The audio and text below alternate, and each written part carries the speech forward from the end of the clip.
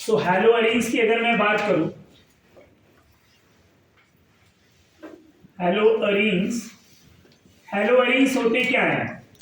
Arenes means benzene. Halogen सभी benzene पे attach होंगे, हैलोजन जब भी बेंजीन पे अटैच होंगे तो उसको क्या बोला जाएगा? Hello arenes. Fluorobenzene, chlorobenzene, bromobenzene, iodobenzene, ये हमने क्लासिफिकेशन में पढ़ा था। कहां पे? इसी चैप्टर में, जब second classification based on hybridisation of carbon में पढ़ा था कि CsP2s, रिमेंबर एवरीवन, CsP2s, उसमें हैलो अरीन्स में mono halogen derivative, di halogen, tri halogen, poly halogen, right? So अब डायरेक्टली आप क्या पढ़ेंगे? Method of preparation, method of preparation of haloarenes, haloarenes, in which first method from benzene,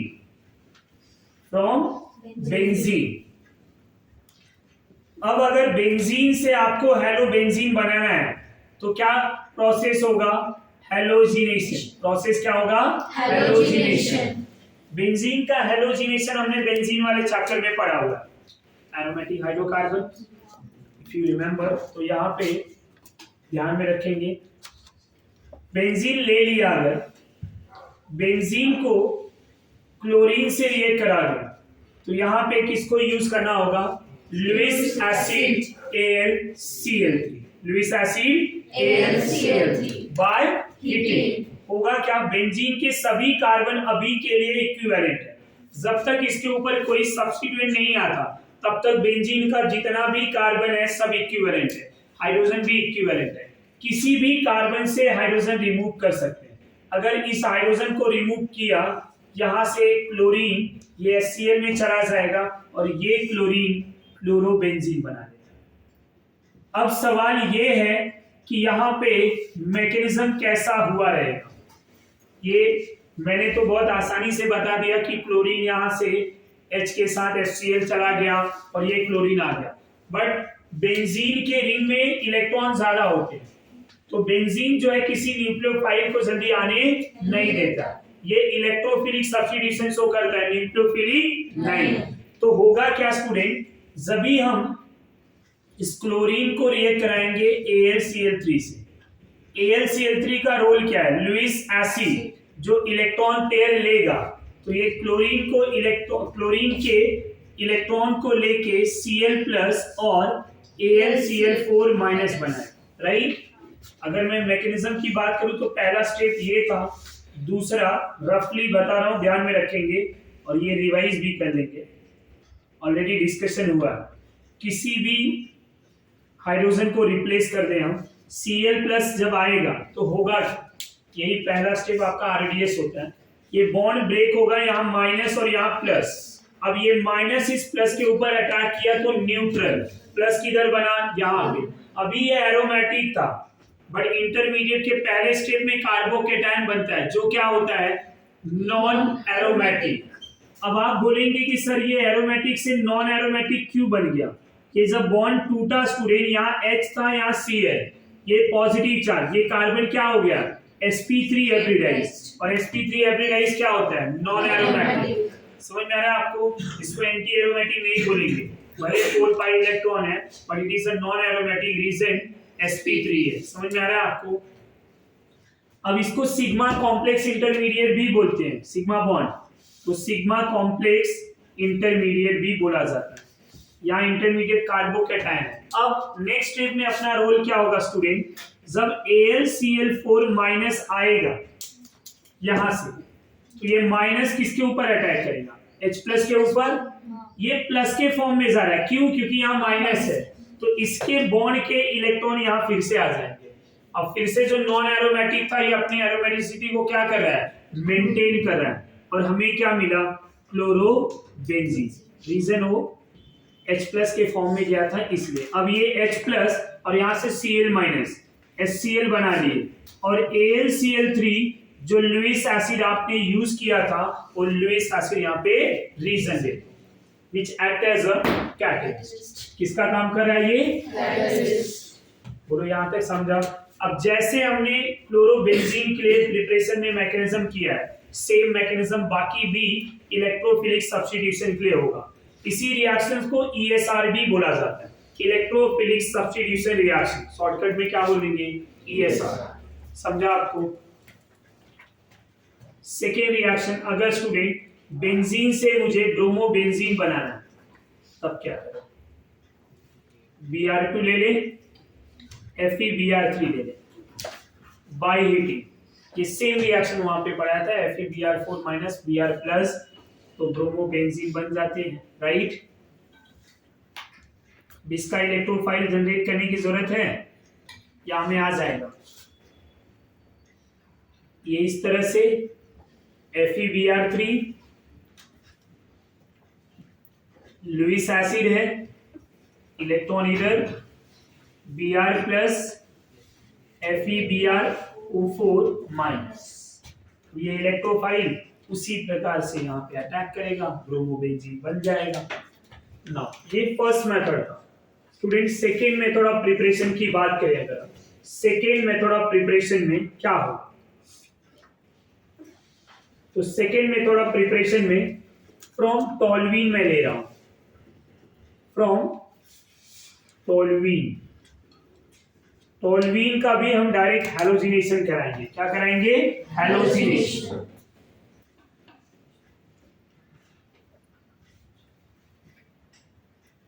अब यहीं पे समझ लेते हैं स्टूडेंट, जब टोल्यूइन का हैलोजिनेशन कराएंगे, जब टोल्यूइन का हैलोजिनेशन कराएंगे तो होगा क्या? नेक्स्ट पॉइंट पे यहाँ पे ध्यान में रखेंगे कि टोल्यूइन का हैलोजिनेशन कराने पे क्या मिलता है। ये बेंजीन के ऊपर अगर मैं सब्स्टिट्यूएंट CH3 ले लूं तो इसको टोल्यूइन बोलेंगे। अब ये जो बेंजीन के ऊपर CH3 ग्रुप अटैच है, हाइड्रोजन रिप्लेस करके CH3 लेके आया, ये CH3 का नेचर क्या है? बेंजीन में पढ़ा हुआ है कि कौन ऑर्थोपैरा होगा, कौन ऑर्थोपैरा एक्टिवेटिंग, कौन डीएक्टिवेटिंग। जो डीएक्टिवेटिंग होगा वो मेटा डायरेक्टिंग होगा, ये सब पढ़ चुके हैं। तो अगर मैं इसी टोल्यूइन को क्लोरीन से रिएक्ट करा दूं और यहाँ पे मैं आइदर AlCl3 ले लूं, या तो वहां पे ऐसा लिखा रहेगा और करके यहाँ पे लिखेंगे, ध्यान में रखना, या तो वहां पे दिया रहेगा क्लोरीन एंड Fe। अब FeN क्लोरीन है तो क्या करेगा? सबसे पहले ये क्लोरीन और FeCl3 बनाएगा। FeCl3 क्या है? Lewis acid. और वो क्लोरीन फिर क्या करेगा?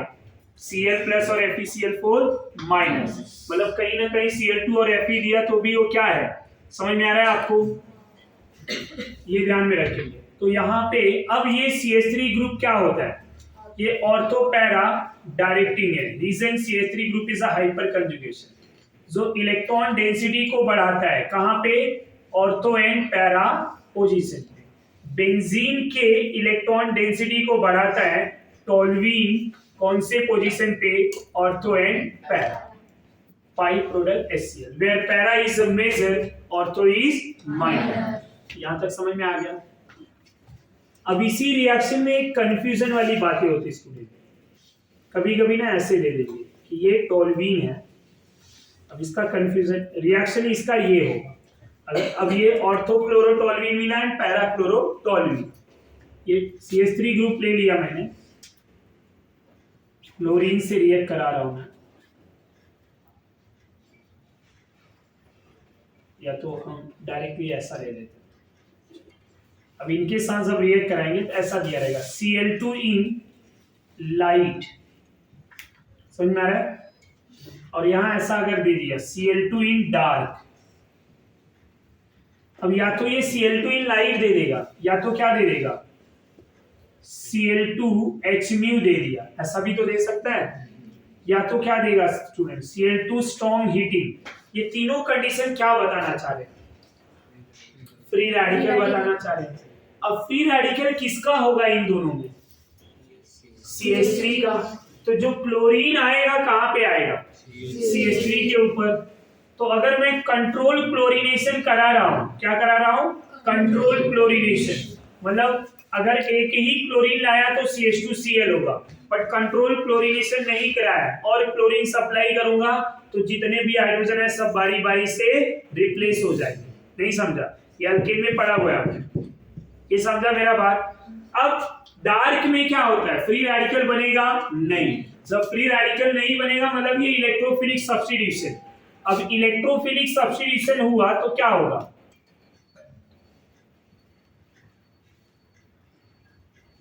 तो ऑर्थो एंड पैरा पे अटैक। क्या करेगा? ऑर्थो एंड पैरा पे अटैक। ये पॉइंट समझ में आ रहा है या नहीं?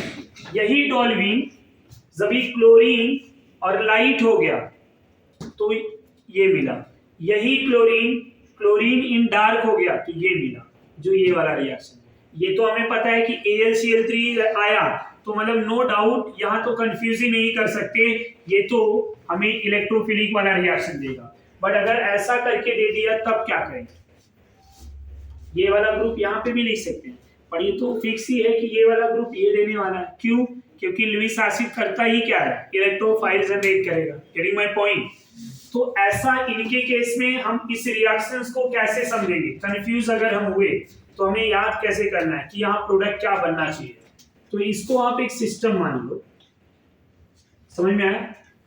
अब ये सिस्टम के बाहर है, सिस्टम के बाहर सपोज ये अपना क्लास ही, अब इस क्लास में लाइट डायरेक्ट आएगा नहीं, समझ में आ रहा है? नहीं आएगा। तो ये क्लास के बाहर है, आप क्लास के बाहर हो और ये आप क्लास के अंदर हो, आपके ऊपर लाइट कब आएगा? समझ में आ रहा है?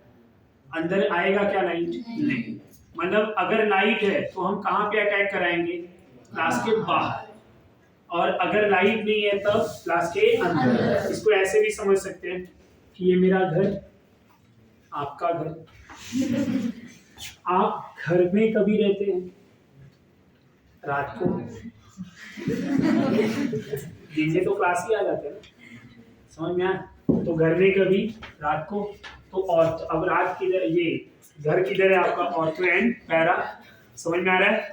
तो अगर रात को घर पे है मतलब ऑर्थो एंड पैरा, घर के अंदर, घर के बाहर। नहीं समझा?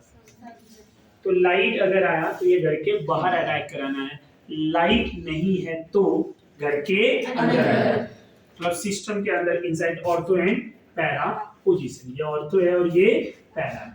समझा आपको? ये ध्यान में रहेगा, ये कंफ्यूज हो सकता है। ये अगर कंफ्यूजन दिया तो अब कभी नहीं होना चाहिए मेरे अकॉर्डिंग। 2-3 एग्जांपल बता दिया आपको। आपके ऊपर लाइट कब आएगा? जब आप यहाँ से बाहर जाएंगे तो लाइट का इफेक्ट बाहर, लाइट का इफेक्ट नहीं है तो अंदर। समझा आपको? तीसरा रिएक्शन जो होगा student, from aniline, from aniline. अब ये रिएक्शन आपने पढ़ा भी है, शायद आपको याद ना हो, मैं आपको बताना चाहूंगा कहां पे पढ़ा है। Preparation of benzene from aniline, पहला स्टेप जो वहां पढ़ा है वही यहां पे भी है। पहला स्टेप क्या था, याद रहे तो ना? तो कल क्या हुआ था वो नहीं याद है, ये तो कब पढ़ा है पता नहीं।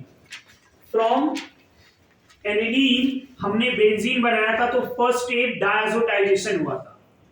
एनिलीन को HNO2 से रिएक्ट कराया था और HNO2 सभी लेस स्टेबल, तो इन C2 में हमने NaNO2 एंड HCl दिया था। इन C2 in demand, right? Temperature 0 to 5 degree Celsius and 0 to 5 बोला मतलब 273 to 278 केल्विन। तो रिएक्शन कैसा होगा स्टूडेंट? फ्रॉम एनिलीन में पहला स्टेप से जो बेंजीन में पड़ा था, तो जरा ध्यान देंगे। अब ये जो रिएक्शन है ना, ऑलमोस्ट हर चैप्टर में पढ़े, पहला वाला स्टेप सभी चैप्टर में, एरोमेटिक के केस में। एनिलीन को रिएक्ट कराएं HNO2 से, ये इन C2 प्रिपेयर किया जाता है तो NaNO2 जिसको सोडियम नाइट्राइट और एक्सेस ऑफ HCl लेते हैं 0 to 5 डिग्री सेल्सियस, या फिर इसी को मैं 273 to 278 केल्विन टेम्परेचर लिखूंगा। इस पूरे कंडीशंस को डायअज़ोटाइजेशन बोला जाता है। क्यों? क्योंकि डाइजोनियम ग्रुप बनते हैं प्रोडक्ट में। कौन सा ग्रुप बनता है? Diazonium group. HNO2 को जब इससे रिएक्ट कराया, HNO2 is a nitrous acid, तो हमें BDC मिलता है। क्या मिलता है स्टूडेंट? BDC मतलब benzene diazonium chloride, N2 plus Cl minus, इसी को N2 प्लस और Cl माइनस भी लिख सकते हैं, प्लस बाई प्रोडक्ट H2O। अब ये रिएक्शंस को कैसे बैलेंस किया रहेगा जरा समझते हैं। ये HNO2 आया कैसे? मैंने इन C2 प्रिपेयर किया, मतलब एरो पे जो NaNO2 और HCl यूज किया है, दो HCl में से एक हम यहाँ पे यूज कर रहे हैं, तो हमें क्या मिल गया स्टूडेंट? HNO2 plus NaCl। अब दो HCl था अपने पास, एक यहाँ यूज हो गया, एक बचा हुआ है, यस और नो? तो अब एक जो HCl है, इस HCl को हम यूज करेंगे। कैसे? यहाँ पे दो हाइड्रोजन है, यहाँ पे एक है, टोटल हाइड्रोजन कितना हुआ अभी तक? 3। एक इसका हाइड्रोजन कितना हो गया? 4। ऑक्सीजन कितने हैं? 2। क्या हो गया? 2 मोल ऑफ वाटर। अब बची क्या अभी तक आपके पास? निकलने के बाद क्या क्या बचा है? इधर नाइट्रोजन, इधर नाइट्रोजन और इधर क्लोरीन। अब क्या बन गया जरा देखो, N ट्रिपल बॉन्ड N, ये 4 बॉन्ड में नाइट्रोजन हमेशा प्लस, 3 बॉन्ड में न्यूट्रन, अब यहाँ बन गया Cl माइनस, तो N2 प्लस Cl माइनस। यहाँ तक कोई डाउट, कोई कंफ्यूजन? इसी ग्रुप को हम ऐसे भी लिख सकते हैं, और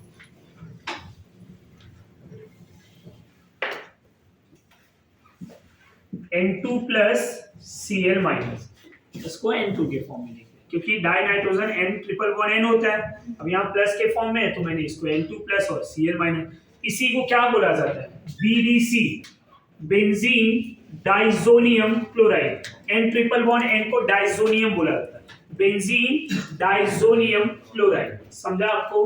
BDC बेंजीन डाइसोनियम क्लोराइड या बेंजीन डाइसोनियम सॉल्ट भी बोला जाता है। सॉल्ट भी बोला हो तो समझ ही गया रहेगा, प्लस और माइनस। समझ में आ रहा है?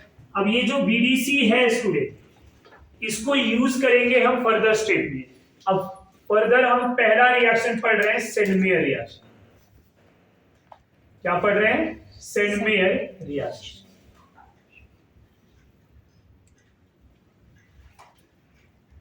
अब सेंडमेयर रिएक्शन क्या होता है? One of the very very important reaction for your board examinations as well as entrance. Board में भी पूछा जाता है, write notes on Sandmeyer reaction, notes लिखना रहता है। तो ऐसे कुछ क्वेश्चन आएंगे बोर्ड्स के लिए, तो मैं अभी से आपको बताते चलूंगा कि वहां कैसा। Right and notes on Sandmeyer reaction. जब सेंडमेयर बोला तो इसका मतलब ये नहीं ये वाला स्टेप नहीं लिखना है। ये रिएक्शन स्टार्ट कहां से हो रहा है?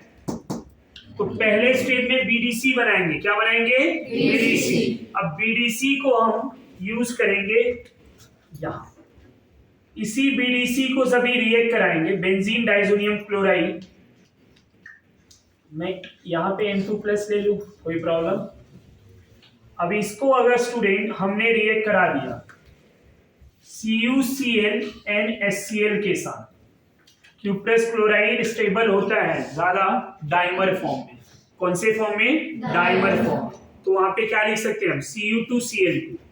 डाइमर क्या होगा? 2 मोल डाइमर। समझ में आ रहा है? तो क्या हो जाएंगे ये? Cu2Cl, CuBr ले लूं मैं और HBr, तब क्या हो जाएगा? अब यहाँ पे ये कैटेलिस्ट है, समझ में आ रहा है आपको? HCl अटैक करेगा तो होता क्या है? रिएक्शन को ध्यान से समझना, यहाँ लोग थोड़ी सी गलती करते हैं। ये H और ये Cl, HCl निकलेगा प्लस N2, बचा क्या? क्लोरोबेंजीन। अभी सेकेंड वाले में बाई प्रोडक्ट क्या निकलेगा जरा बताओ? सेकेंड वाले में बाई प्रोडक्ट क्या मिलेगा? HBr और N2। यही तो गलत कर रहे हो। सेकेंड में भी बाई प्रोडक्ट सेम। अगर आप HBr निकालेंगे तो ब्रोमोबेंजीन कहां से आएगा? और मैंने क्या बोला? इस H को, तो ये H जा रहा है Cl के साथ ना, Cl जा रहा है हर बार, तो HBr कहां से आ गया? नहीं समझा? ये समझ में आ रहा है? और यहां पे ब्रोमोबेंजीन मिला। ये सबको समझाऊं? इसका काम क्या था? As a catalyst. अब हमें हेलो अरेंज के लिए सेंट मेयर का एक रिएक्शन यूजफुल तो नहीं है, बट सेंट मेयर होता है, वो यहाँ डिस्कस कर लेते हैं। हेलो अरेंज में ये दोनों सेंट मेयर से प्रिपेयर किया जाता है, बट अगर क्वेश्चन ये पूछा जाए कि कौन कौन सेंट मेयर से प्रिपेयर होते हैं, तो एक मॉलिक्यूल और है जो हेलो अरेंज नहीं है बट सेंट मेयर रिएक्शन से प्रिपेयर होता है, जैसे कि N2+Cl- ले लिया, इसी को रिएक्ट करा दूं मैं CuCN और HCN के साथ, तो आपको प्रोडक्ट तो समझ ही आ रहेगा क्या मिलेगा। बोलो जरा, साइनोबेंजीन प्लस बाई प्रोडक्ट से, ये समझ में आ रहा है? Gattermann reaction,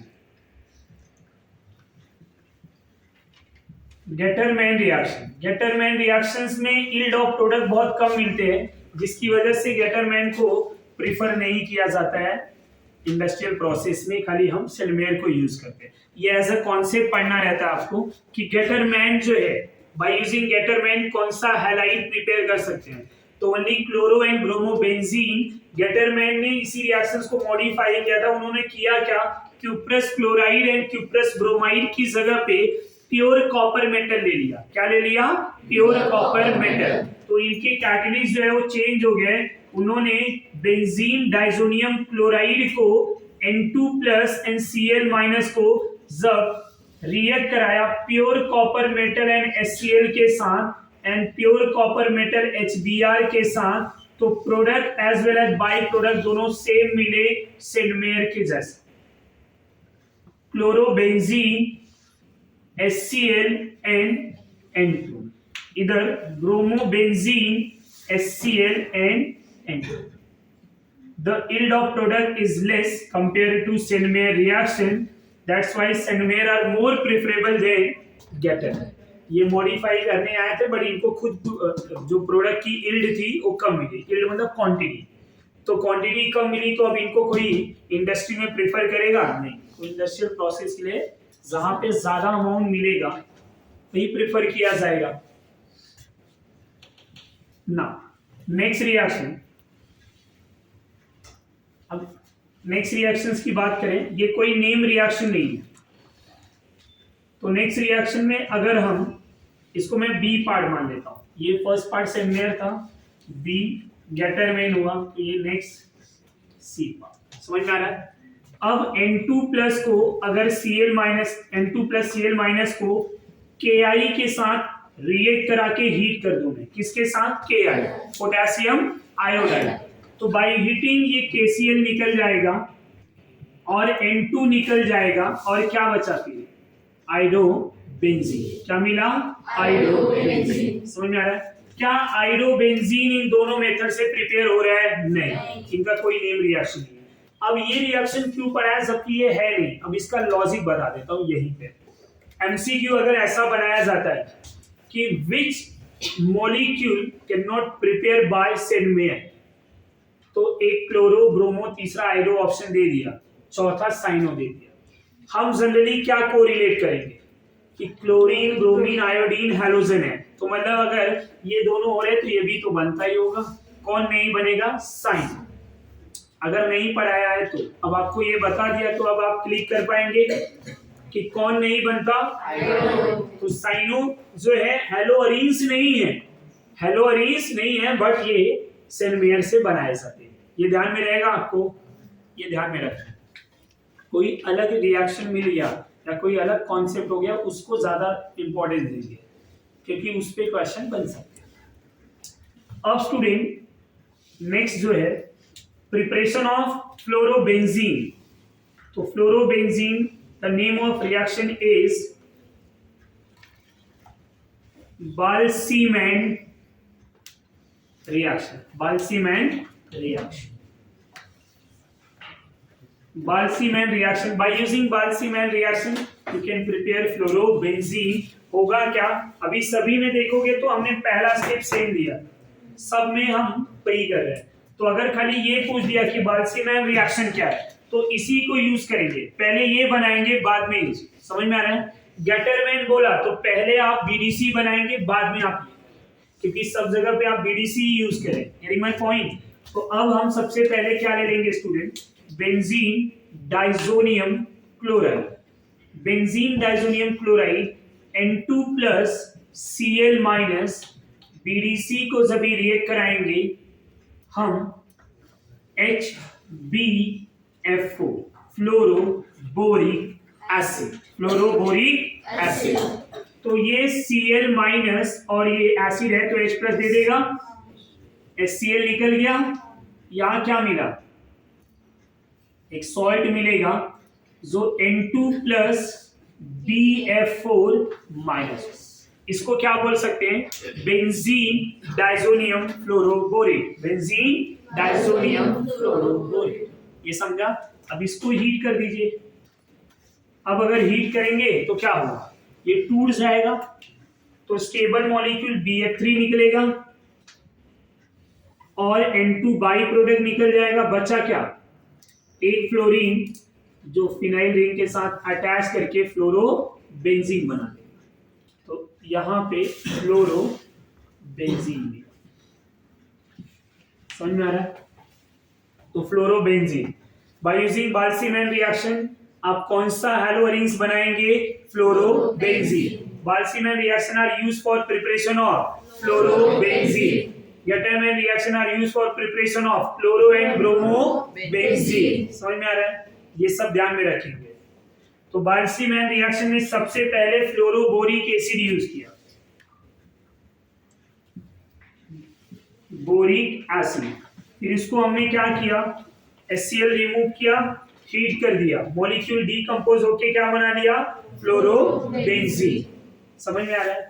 and the name of reaction is Balz Schiemann reaction. ये जो प्रिपरेशन था हैलोअरीन्स का, तो हैलोअरीन्स के इतने ही प्रिपरेशन है, पहला फ्रॉम बेंजीन, दूसरा फ्रॉम क्लोरीन, तीसरा फ्रॉम एनिलीन। एनिलीन में 3 नेम रिएक्शन है, कौन कौन से, सैमुअल, गटरमैन, बाल्सीम।